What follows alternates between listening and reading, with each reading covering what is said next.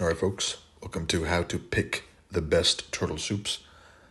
The short answer is time, and that's discussed in SOT. However, you can also determine the best turtle soups by the if-then principle.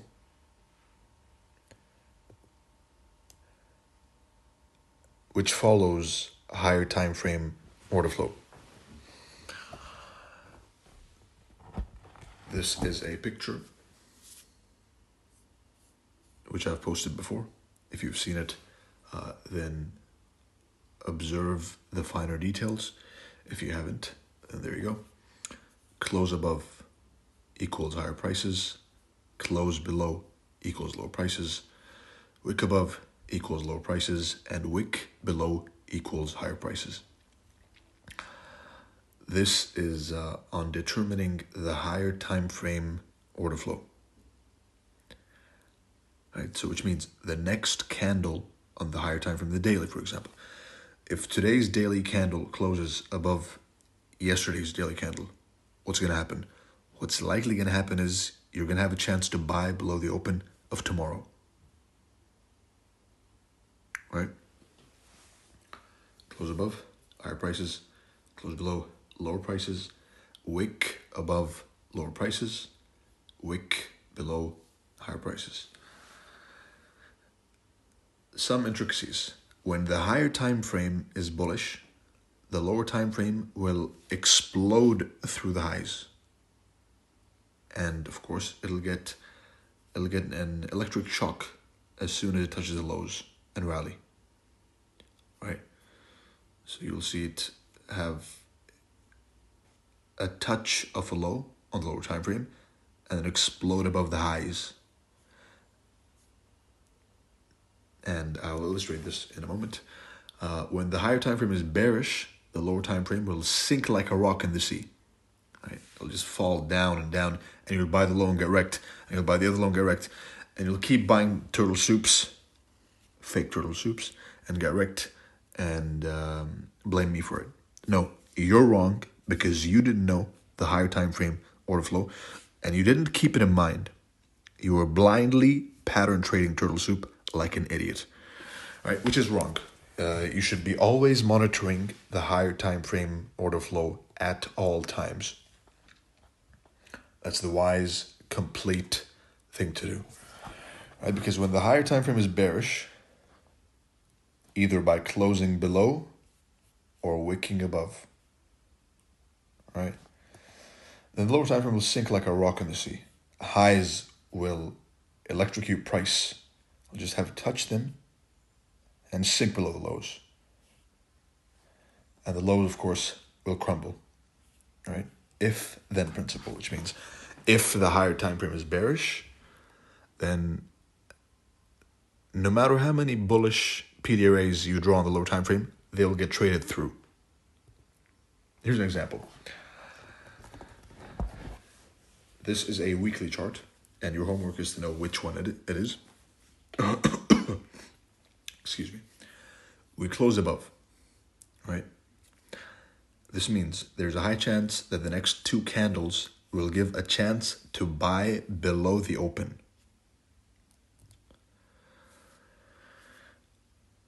Right, so close above, wick below, and a massive green candle, an up close candle, right?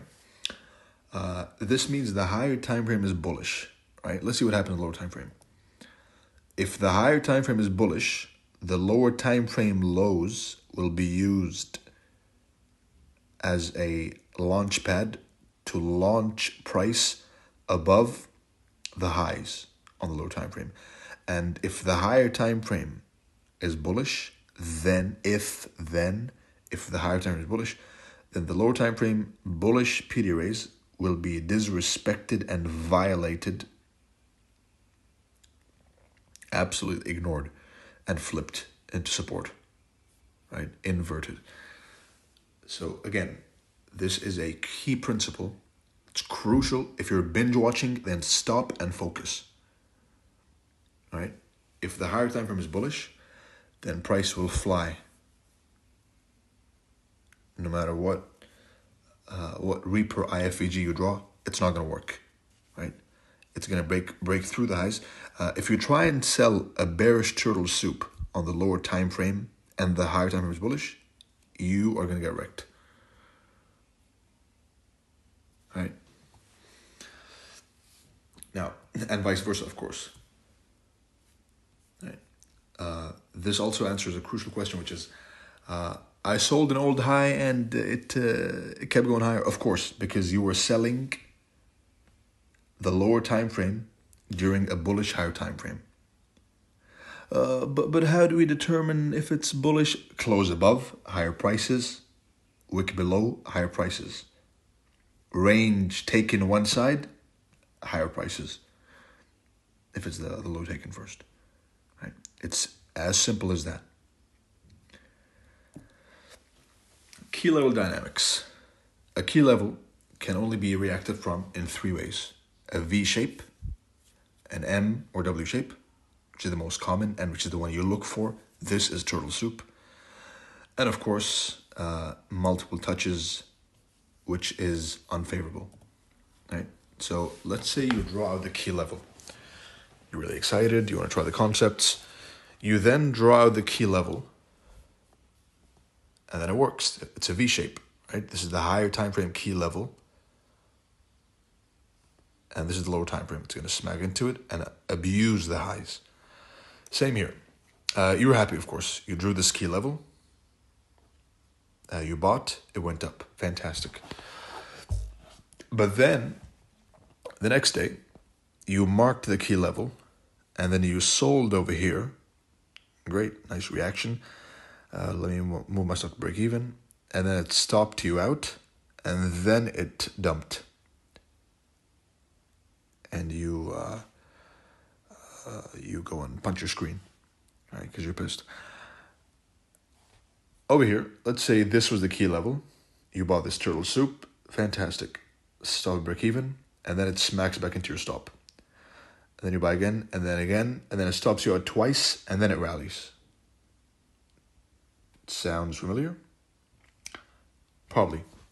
Because that's a common mistake of not knowing, of you not focusing on the different types of reactions from a key level.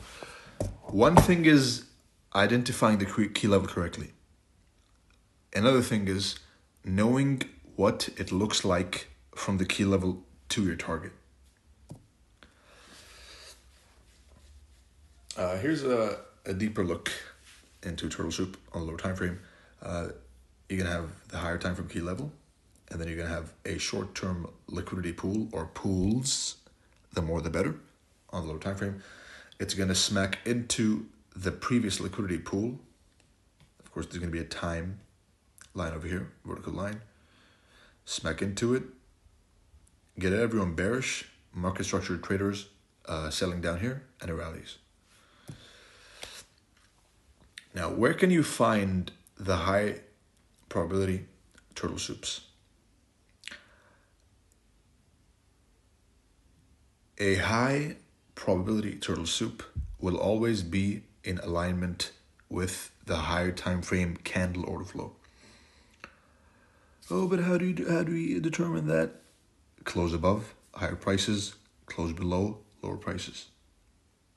Wick above, lower prices. Wick below, higher prices. Take one part of the range, and then take it to the opposing end of the range, and more on that in the next chapter. Right? Will always be fast to accelerate from current price levels at the time. Will always occur at the opening of new candles, not the end of old candles. And this troubleshoots a common mistake and focus over here, which is I bought the turtle soup, but then my turtle soup got turtle souped.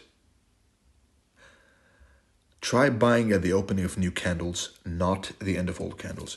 It'll always occur at specific times, always, and it will always be a false breakout of a range, every single time. Next up, ICT, turtle soup, all these fancy terms. What's the summary?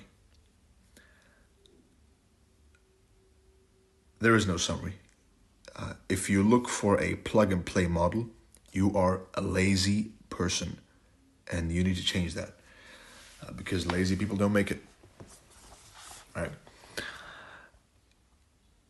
The only way to get an easy plug and play model is to first put in a lot of work getting wrecked and paying attention to the details. That's the only way. So the only way too easy is hard. Right?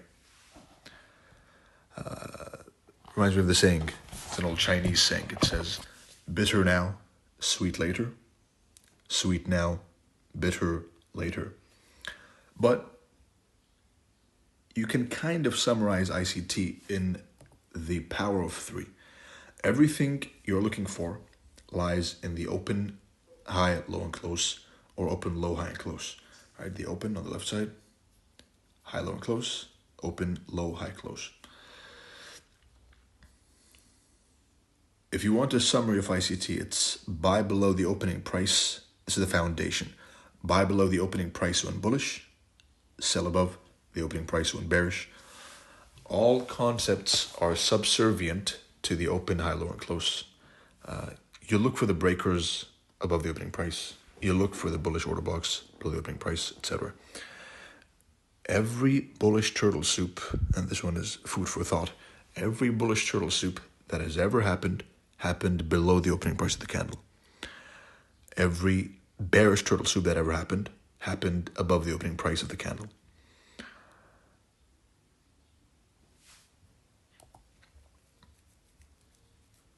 A deeper dissection of the open, high, low, and close. There are 3 trades per candle, right? And this is a fixed, repeatable phenomenon.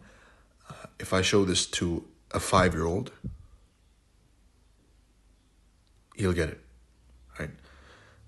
Every candle has an open, a high, a low, and a close, or low, high, low, open, low, high, and close. Excuse me. Right? That's a fact, and you can see it every single day, every single candle. And I mentioned on Twitter that the moment it clicked for me was when I discovered, and when it came to light, that every single candle has its own PO3. The 1-minute candle has PO3, the 5-minute candle, 15, 30, 1 hour, 2 hour, 3 hour, 4 hour, 1 day, weekly, monthly. They all have their own PO3, and you can play with them however you like. And me mentioning that should make it click for you, because that's all there is to it. Open, high, low, and close. Power of 3. Buy below the open when bullish. Buy below the open bullish, and sell above the open when bearish. How do you determine? By the closes. Close above higher prices, close below lower prices, wick below higher prices, wick above lower prices. Of course, every candle you get the open, the low, OTE, high close. London, New York, whatever, all those names are a depiction of this open, high, low, close, OTE. New York, quote unquote. So what ICT did was he branded this, which this concept is old as hell. It's not something new. It was first introduced by Larry Williams. Right? I suspect he took it from someone else. But the concept is new. It's not new. Excuse me.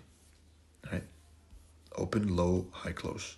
And a book I recommend is Long-Term Secrets to Short-Term Trading by Larry Williams. It's a good book. But that's it. Asian session, quote unquote. The names are just the names are a good way to get people together, because signs and symbols and names of brands rule the world. So if you tell the people it's New York, right, it makes more sense than telling them that it's the second trade of every candle. I bet that's what it is. This is another concept which I made public, which I never intended to. The elements of a high probability trade setup: a higher time frame key level, manipulation time, and pre-manipulation liquidity pool. And it's the smallest for a reason, right? It's least important. Here's a picture I repeat, and I try to repeat this as many times as possible without causing it to be annoying. But this is crucial, right? Plan the higher time frame key level. Mark the manipulation time. What is this manipulation time? It's London. It's midnight New York. It's the 9 a.m. candle. It's the opening price of whatever candle you're trying to turtle soup to the opposing end of the range. It's that simple.